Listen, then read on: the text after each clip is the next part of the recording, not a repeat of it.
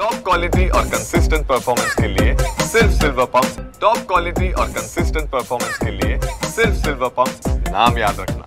काही दिवसांच्या विश्रांतीनंतर पुणे आणि पुणे परिसरात जोरदार पावसाने हजेरी लावल्याचं चित्र आपल्याला पाहायला मिळते। खरं तर सकाळपासूनच पुण्यात ढगाळ हवामान होतं आणि त्यानंतर पाहिलं तर गेल्या 1.5 तासापासून पुण्यात पावसाला जी आहे ती सुरुवात झालेली आपल्याला पाहायला मिळते। या पावसाचा परिणाम पुण्यातील ट्रॅफिकवर सुद्धा झालेला पाहायला मिळतो। मी पुण्यातील आता सातारा रोडवर उभा आहे आणि या ठिकाणी पाहिलं तर जे नागरिक आता ऑफिसला चाललेले आहेत, घरातून ऑफिसला जाण्यासाठी किंवा इतर कामासाठी बाहेर पडलेले आहेत, त्यांची या पावसामुळे तारांबळ झालेली पाहायला मिळते। पुण्यातील रस्त्यांवर अशा प्रकारे ट्रॅफिक जे आहे ते आपल्याला झालेलं पाहायला मिळते। खरं तर सकाळपासूनच पुण्यामध्ये ढगाळ हवामान जे आहे ते पाहायला मिळत होतं, त्यामुळे पावसाची कुठेतरी शक्यता होती। मात्र काही लोक जे आहेत ते आपल्या कामानिमित्त बाहेर पडलेले आहेत। त्यापैकी काही लोकांनी जी जर्किन आहेत किंवा छत्री असेल ती आपल्यासोबत कॅरी केलेली नव्हती, त्यामुळे त्यांना पावसासाठी दुकानं असतील किंवा झाडं असतील अशा प्रकारे आसरा घेण्याची वेळ जी आहे ती आलेली आपल्याला पाहायला मिळते। आपण पाहू शकतो की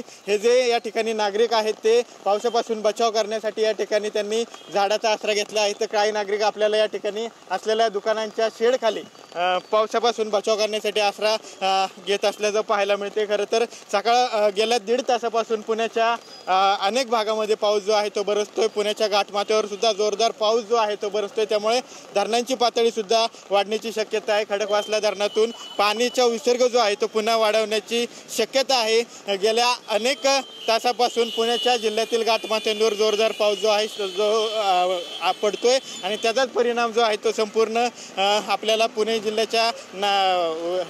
जिल्ह्यात झालेला पाहायला मिळतोय। आपण पाहिलं तर पुण्याच्या रस्त्यावर अशा प्रकारे ट्रॅफिक जे आहे ते वाढायला सुरुवात झालेली पाहायला मिळते। कॅमेरा पर्सन विशाल रायपुरेसह विनय जगताप, TV9 मराठी, पुणे।